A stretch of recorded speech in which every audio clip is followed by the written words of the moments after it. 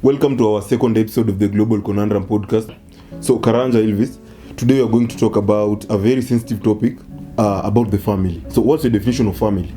Okay, a family is a group of related people, whether by blood or heritage. So, Karanja, you know, we cannot talk about family without mentioning parenting, because this is an issue that is happening in our modern society. So, what's your view on the modern day parenting as compared to the past?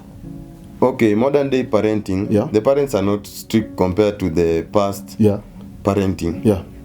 Because unapata most of the days, unajua hata like in the past ulikuwa unapata unaweza tembea hivi then mtoto wa jirani, yani ukifanya makosa jirani anaweza kuchapa. Sasa hivi huwezi piga mtoto wa mtu. Hawezi. Sasa hivi unaweza, can you tell me that you can just punish a random kid on the way because the kid misbehaves? Hawezi. And actually this is what culminates to most of this unapata moral wise to compare saa hii na past.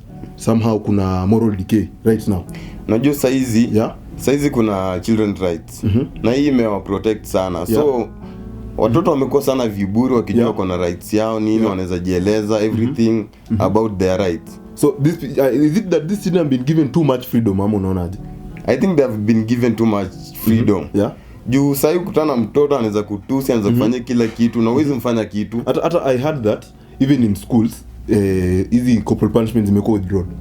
Even though unajua to some extent ilikuwa a bit harsh, but haifai kutolewa. Haifai because our wise man said spare the rod, spoil the child.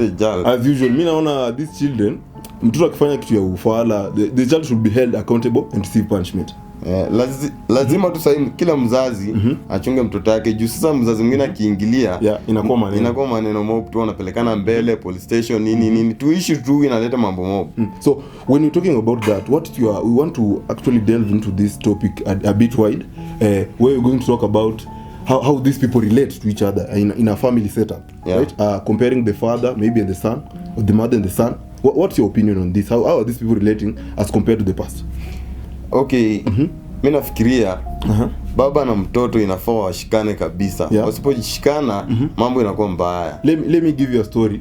Actually mimi time tulikuwa nakuwa raised up, ulikuwa unapata like mnaweza kuwa mna watch TV hivi, then immediately mzee ameingia, you guys have to leave. Unatoka mbio. Imagine there's nothing wrong with that, but mzee akiingia hivi you just leave.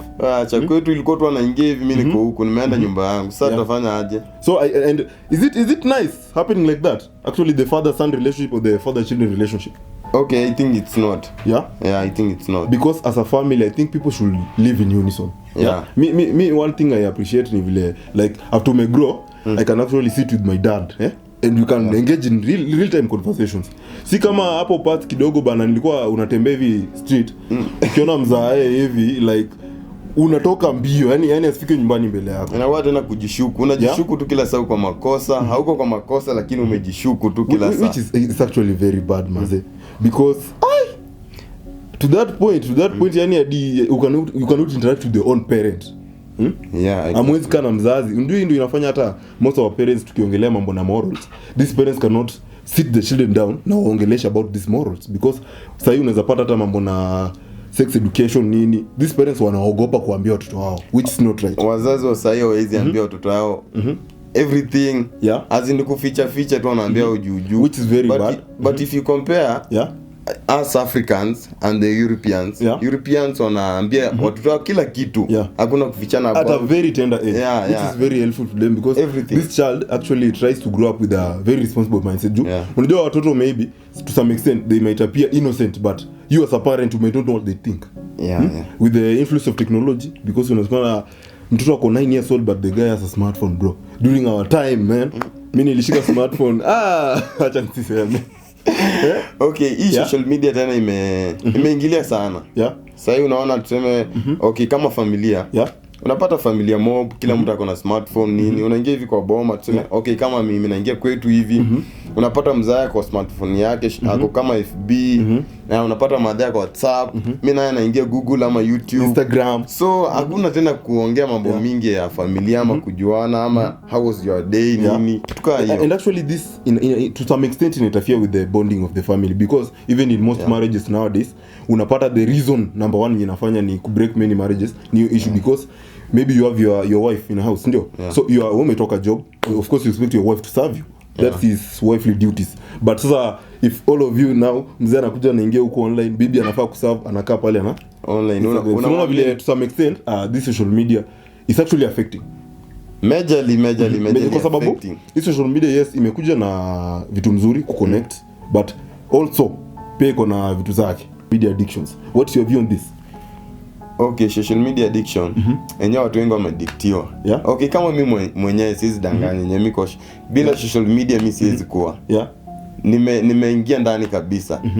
As in huwezi pata nimekaa kama even 2 minutes without scrolling FB, Instagram or WhatsApp, TikTok. Unaona? Lazima tu. This is actually what takes most of our time, kwa sababu unapata msee uko kwa social media like una scroll to on TikTok like the whole day. And there's nothing you are seeing there.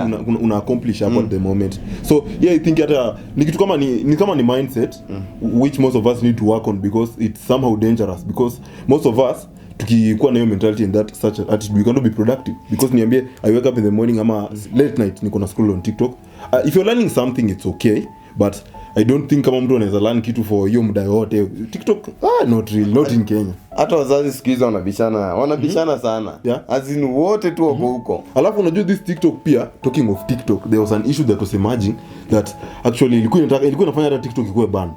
Unapata late nights kuna, let me just call them our sisters.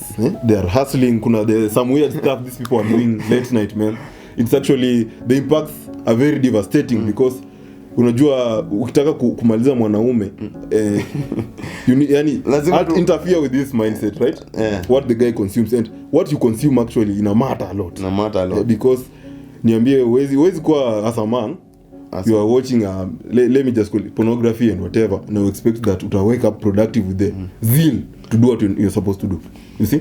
Sema your mind itakuwa tu hapo kwa pornography. Because even that's an issue that we are going to address. Because it's somewhat challenging, because even among the students mdogo sana, these people have this such addictions, so people have to actually desexualize their minds. Kwa sababu wewe niambia what is that, unajua man that ability na ambition ya kufanya vitu inakuanga inborn, but the moment unaanza ku give that power away it becomes ina interfere na wewe. Hakuna hiyo ni anxiousness ya kufanya kitu. Na hapo kwa issue ya unaona sasa watoto mob wanaingia tuseme kwa relationship nini. Na ni mambo tu ya social media. Unapata tuseme mtoi saa 6 usiku. Ameiba simu ya madhea kwa hapo hivyo TikTok anapita. Unajua tena TikTok tena vile umesema. Unajua TikTok to some point inatusaidia, people like us content creators who are actually making sense out there. Alafu kuna wenye wana misuse. So I think TikTok, let me just talk about issue na kuban TikTok, because I have this chance. I think TikTok should not be banned, but should actually be regulated. Unaona aje? Lazima ikuwe regulated. Si ati mtu anaingia tu live anyhow and posting whatever type of content. Nilikuwa nasema hapo watu nini siku hizi ma parents wenyewe hawachangamki na discipline as compared to the past. Hawachangamki na discipline ya watoi kabisa. As unapata mtoi akona simu na kwa tender age. Imagine akona simu, wazazi hii generation mazee, wazazi wamelegeza sana, because mtoto bado mdogo. Mtu anafaa kuwa anasoma. This kid is having a phone, bro.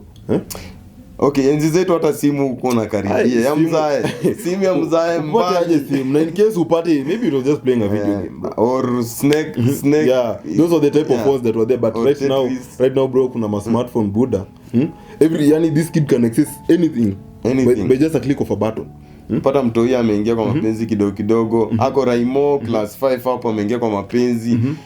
Na niko naona tu video ya watu wawili nini hapa na pale na wazae hawaambii issues ya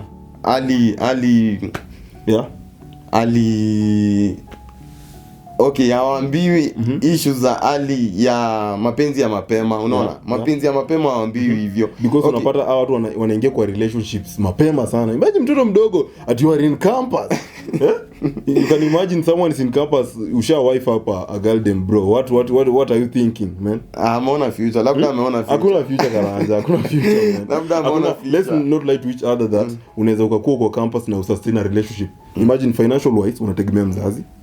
Hizo ni resources za kwenu una consume actually kuweka that girl. So even unaweza pata the moment this girl anapata mtu mwenye ako maybe na doku kushinda sema amekutoka. Alafu unapata wengine ati mtu ana commit suicide juu amewachwa and shit. So hizi vitu zinaweza kuwa tu avoided. Lazima. Hivi vitu zinaweza kuwa tu avoided if only people could now start entering into relationship when they are ready and mature enough. Yeah. So that's my opinion on that. So talking about social media Karanja. Yeah. Kuna hii issue about unapata social media peer pressure. So unapata msee maybe this guy is driving a Mercedes and it's very young. Young. So it creates a false impression on yourself that pia me I should be driving a Mercedes, bro. What's your take on this? Okay, peer pressure imetudrive vibaya sana. Siwezi danganya. Peer pressure si kama youth imetudrive vibaya. So unapata mtu hadi anaingia kwa stealing, man.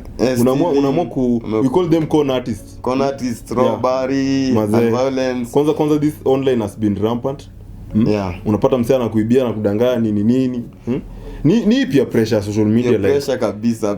Umeona mtu ako na tuseme a certain shoe maybe unaona you need it, unafaa pia uko nayo but financial wise hujafika hapo, trust the process vizuri ufike hapo na lazima u trust the process maze. Hakuna trick na okay wewe unaona aje kwa hiyo upande wa watoto wenye wamelelewa mjini na wenye wamelelewa kijijini.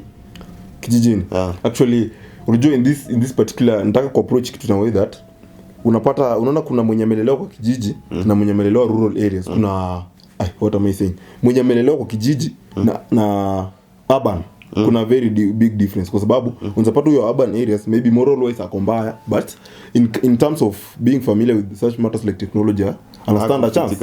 Alafu hiyo rural areas maybe mambo na technology kidogo hakuna resources.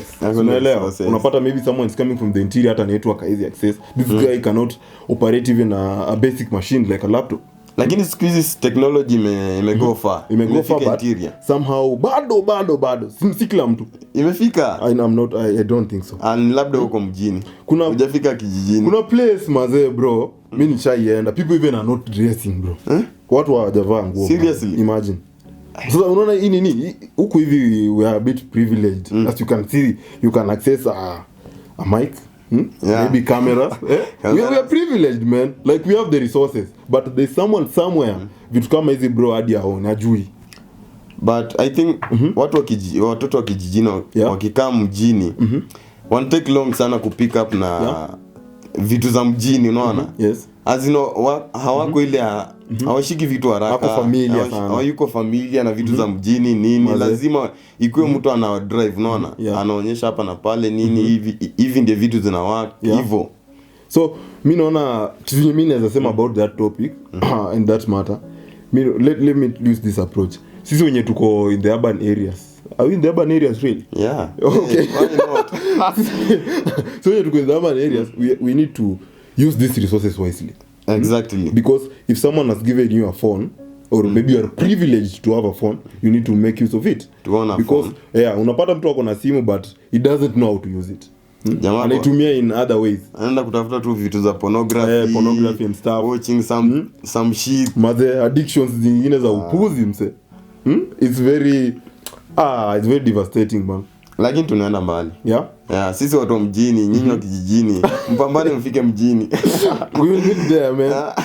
So as we conclude this last episode, Karanja, do you have a question for our people? Okay, mimi naweza uliza hapo kwa comment, mtajibia hapo kwa comment. Okay, modern parenting, is it more important than past parenting? Answers on the comment.